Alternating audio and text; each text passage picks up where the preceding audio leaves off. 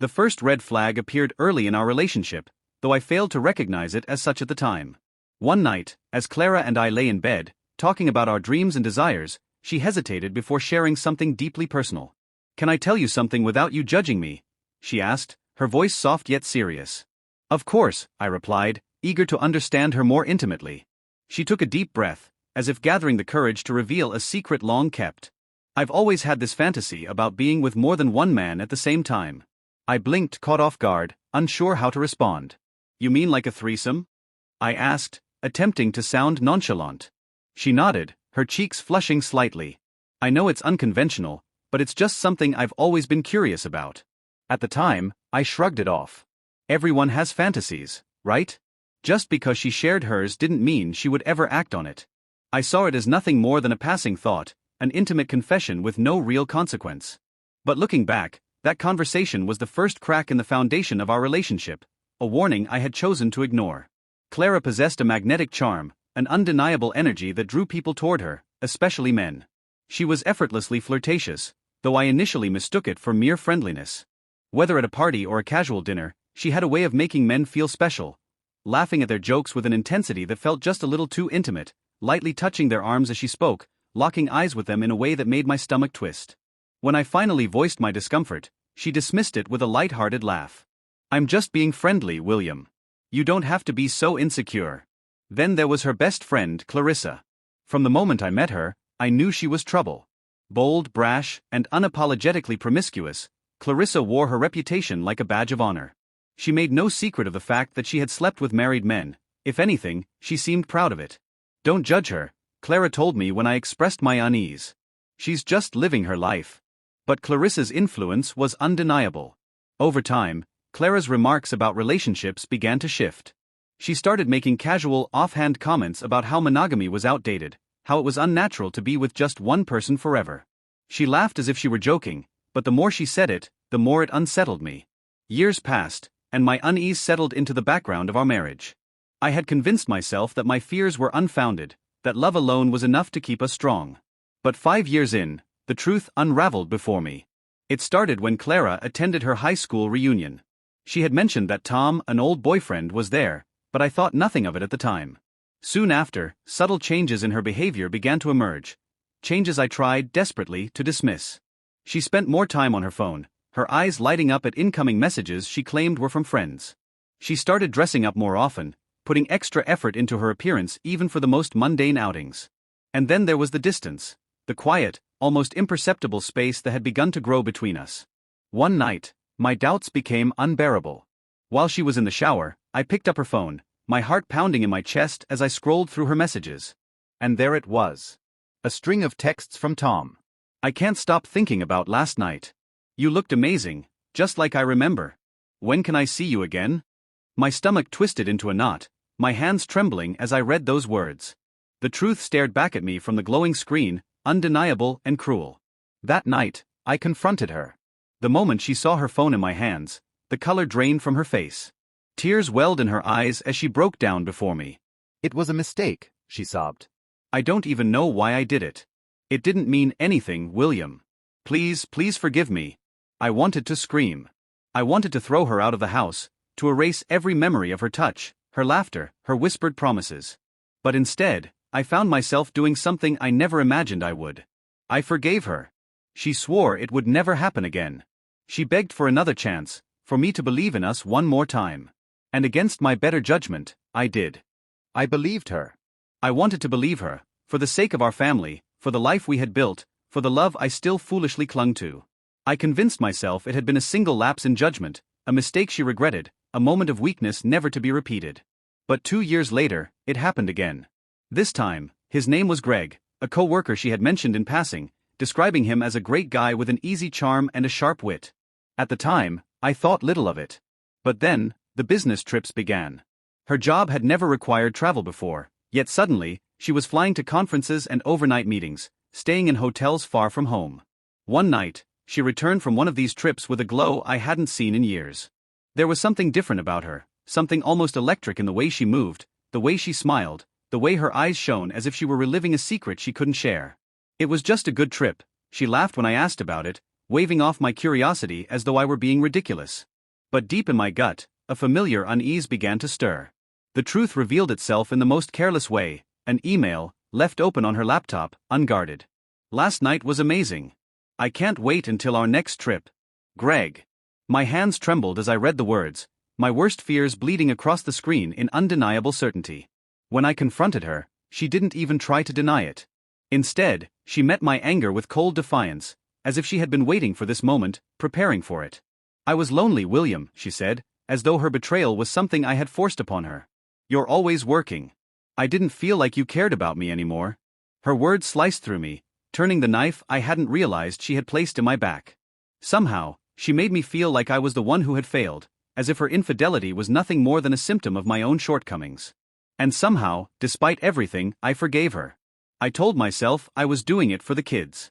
That tearing our family apart would be more painful than trying to mend the fractures. But deep down, I knew the truth. I was afraid. Afraid to let go. Afraid to face the emptiness that would follow. But the final betrayal came 2 years later. And this time, it shattered me. By then, Clara's behavior had become erratic, her absences more frequent, her explanations more hollow. She was out late more often, her excuses paper-thin, unraveling at the slightest tug. Every time I asked where she had been, who she had been with, she would sigh exasperated. "Just out with friends," she'd say. "A late meeting for work." But the words never felt right. They carried no weight, no truth. They floated between us like dying embers, barely disguising the flames smoldering beneath.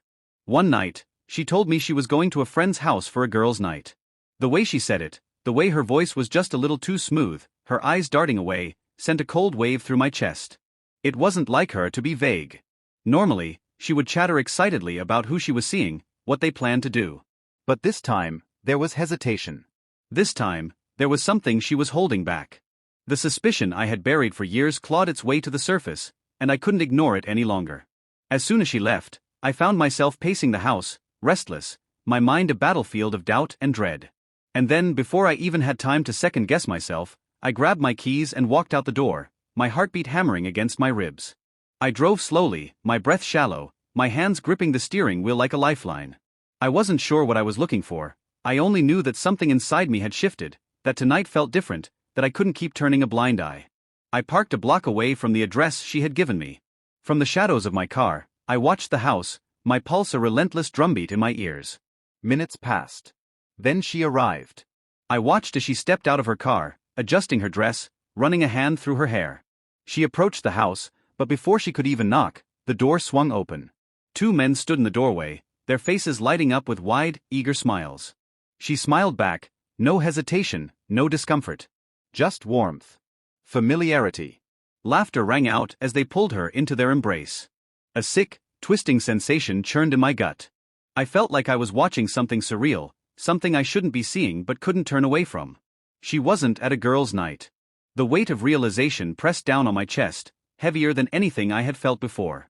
I sat there paralyzed, my mind struggling to make sense of what my eyes refused to deny. An hour passed.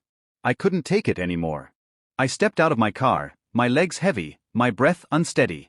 With every step toward that house, something inside me cracked, pieces of myself breaking away like ice melting into water. When I reached the door, I knocked softly at first. No answer. I knocked again, harder this time.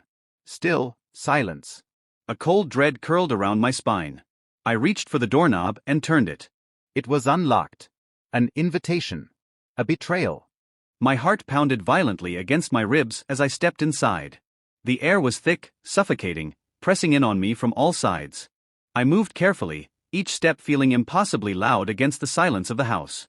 A part of me clung to the desperate hope that I was wrong, that my suspicions were unfounded. But as I turned the corner, the truth struck me like a physical blow. I froze. There, in the dim light of the bedroom, tangled in the sheets, was Clara, her body intertwined with 2 men. One held her close, his arm possessively wrapped around her waist, while the other pressed his lips to her neck, trailing kisses down her skin. Their laughter mixed with the sounds of their passion, filling the room like a twisted symphony of betrayal. For a moment, the world around me blurred. My chest tightened, my vision darkening at the edges as nausea churned violently in my stomach. This was the moment I had feared, the nightmare that had haunted my thoughts for years. But nothing could have prepared me for the devastation of witnessing it firsthand. Clara turned her head and saw me standing in the doorway. Her face drained of color, her eyes widening in shock and fear. She scrambled to pull the sheets over herself, as if there were anything left to hide, as if modesty could erase the image now seared into my mind. The shame was written all over her face, raw and undeniable. She tried to sit up, her mouth opening, searching for words that could somehow undo what had just happened. William, her voice was unsteady, cracking under the weight of the moment. She fumbled to gather herself, but there was no way to soften the reality of what I had just seen. This isn't what it looks like, she stammered, desperation lacing every syllable. Please let me explain. Her words were empty, hollow, a weak attempt to manipulate the inevitable. But there was nothing to explain.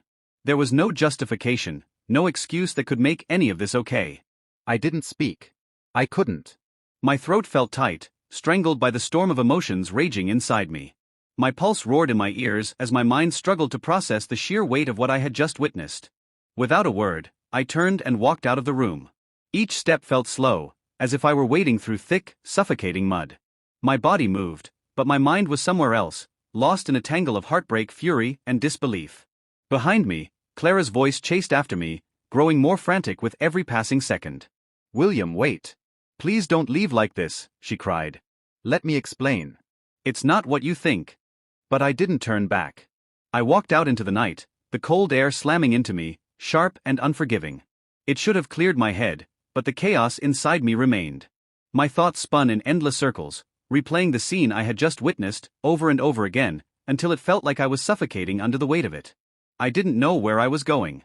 I didn't care. All I knew was that the woman I had loved, the woman I had trusted with my heart, had shattered me in the worst possible way. When I finally made it back home, she was already there, waiting. She sat curled on the couch, her face pale, her eyes red and swollen from crying. She looked up at me as I entered, her lips trembling, as if she were struggling to find the right words. But there were no right words. For a long moment, the silence stretched between us, thick with everything that had been broken. And then, softly, she spoke. "William, I'm so sorry," she whispered. Her voice wavered, fragile and uncertain, as if she could already sense that this time, her words would not be enough. "I don't know what's wrong with me," she continued, her fingers twisting together in her lap. "I've been trying to stop, but I can't. I think I have a problem. A serious problem." I stared at her, my body rigid, my heart an aching hollow in my chest. She sniffled, wiping at her tears as she lifted her gaze to meet mine. "I've been seeing other people because I have a sexual addiction, William. I need help. Therapy. I swear I love you, I've always loved you." Her confession struck me like another blow, but not for the reasons she intended. This wasn't remorse. This wasn't accountability. This was another manipulation. She wasn't taking responsibility. She was trying to twist the situation into something that wasn't her fault. She wanted me to see her as a victim of her own desires, to believe she was helpless against whatever urge had driven her to betray me again and again. She wanted me to stay. She wanted me to be the one to fix her. I exhaled slowly, the weight of years pressing down on my shoulders. "Sexual addiction," I repeated, my voice eerily calm. "That's what you're telling me?" She nodded desperately, her tears now falling freely. "I know it sounds crazy, but it's true. I don't want to lose you, William. I need help.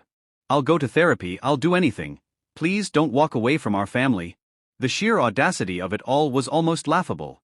Even now, even after everything, she was trying to make this about me, about how I needed to save her, how I needed to be the one to hold everything together. For years, she had a way of making me feel like I was the one who was crazy. Whenever I questioned her, whenever I voiced my concerns, she had dismissed them with a laugh, calling me paranoid. "You're always so suspicious," she'd say. "Why can't you just trust me?" And every time, I had questioned myself. I had doubted my own instincts. I had convinced myself that I was the problem, that I was imagining things. But now? Now I saw the truth.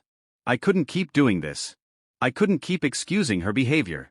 I couldn't keep forgiving someone who wasn't truly sorry. Something inside me snapped, years of pain and betrayal finally coalescing into a single, undeniable truth. "Clara, I can't do this anymore," I said, my voice quiet but firm. Her eyes widened, panic flashing across her face. "What do you mean?" she whispered. "You don't love me anymore?" I swallowed hard.